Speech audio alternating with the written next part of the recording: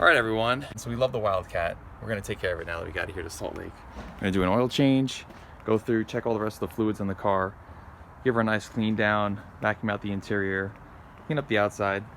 My old Kraggers, which have been on here since high school, kind of rusted out a little bit on me in the cold winters in upstate New York. I never drove this car in the winter though. Never in the snow, I should say. Never got it all salty, but still, just get her cleaned up, looking a little fresher. And the plan for this car someday for me has always been just to repaint it. The interior is still pretty mint. This car is very original, and I love that about it, but I definitely want to get the rest of the car looking good again. Back in high school, if you've seen some of my earlier videos, you'll know that that dent exists because I actually put these Kraggers on the car, went down the highway, and lost the wheel because I forgot tightening the wheel with the car above the ground. I didn't actually get them seated properly because I had put a spacer behind it because the back side of the wheel was actually hitting part of the drum and it was making it hard to mount it. So anyway, that's the one real eyesore on the car. Want to maybe do it in white again or maybe a gunmetal gray, I'm not quite sure, but we'll see what we do. Regardless, let's take care of her, let's get this oil changed and check it out from this trip. All right, pretty simple procedure here. Get her jacked up. This car's got a really nice cross member. Then we'll get our jack stand set and drain that oil.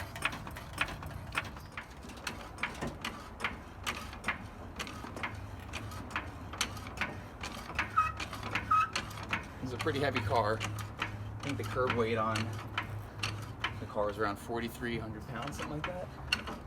So safety is definitely a must.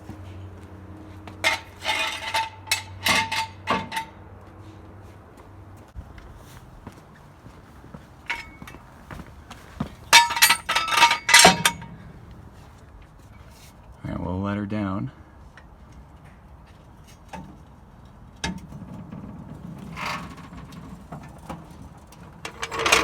You can see how much the chassis settles too as it comes down. It's pretty cool. Give her the old shake test.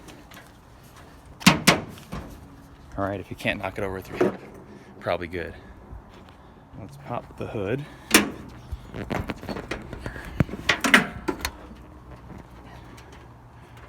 And there's our beautiful 401 nailhead. A little dirty from the road.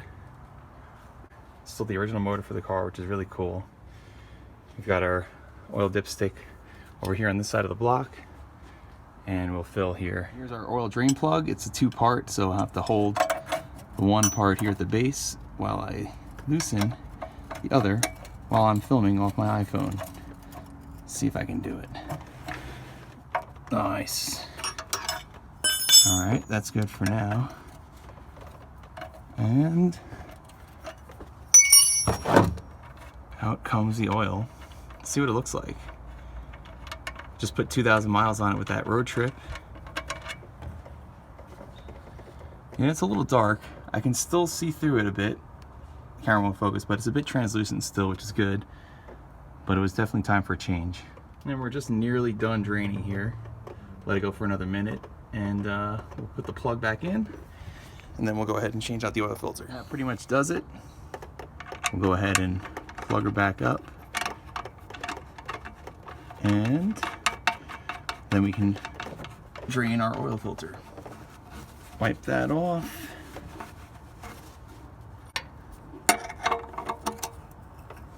Tighten her up. 20, I like to use a Wix 51258, and it's a good brand oil filter.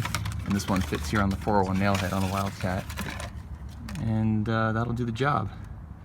What I also like to do is put the date that I did this job, so this way in case I don't mark it anywhere else, I'll know when I did this. 11 October 2020, 78,000 miles. The nice thing about this car is there's no cross member or steering components or anything underneath the oil filter. It's a direct fall, so you don't have to worry about cleaning anything up after, which is kind of nice. So we'll go ahead and turn this loose.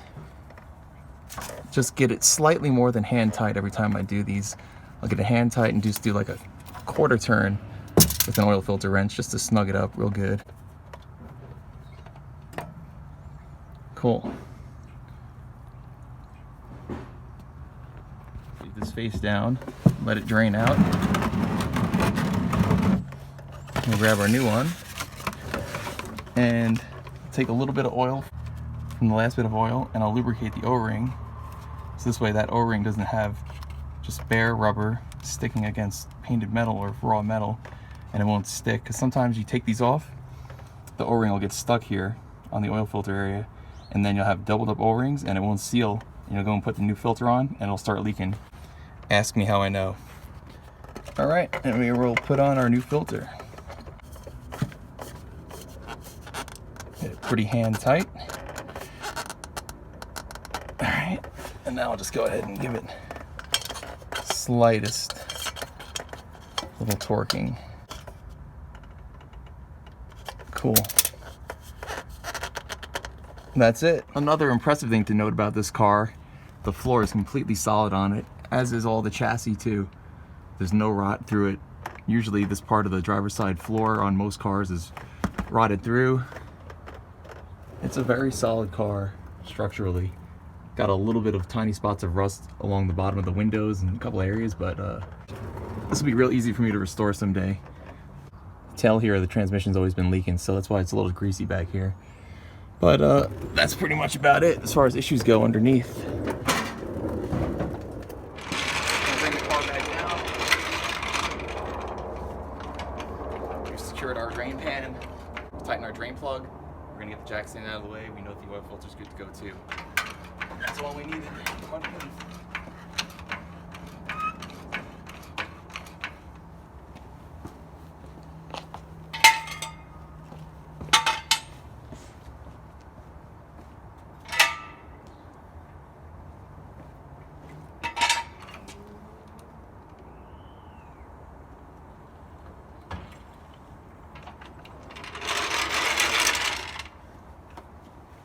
Pop off this guy right here, and put in some 10W30.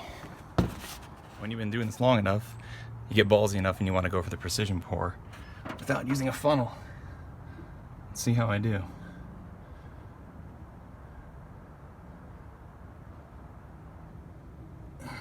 Not bad, Frank. Oh God, never mind.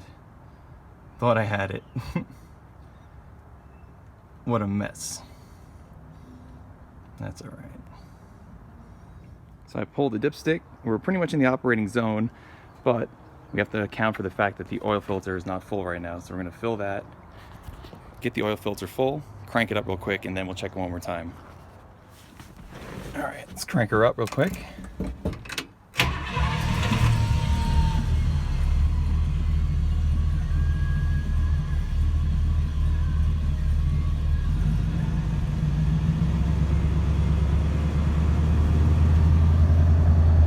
Pressure looks good.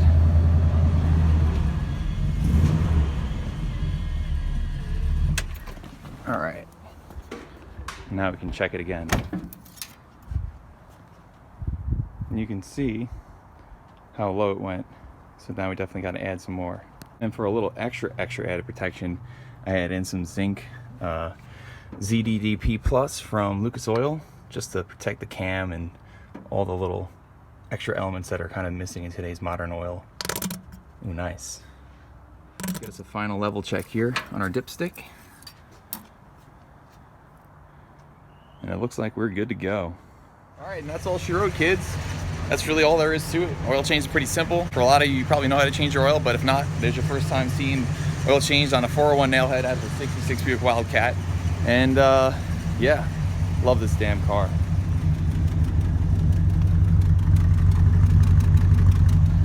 We are at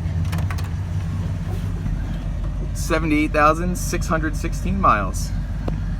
Thanks for watching. Oh, FD, don't we love you? Yeah, we definitely love you. Crowd pleaser.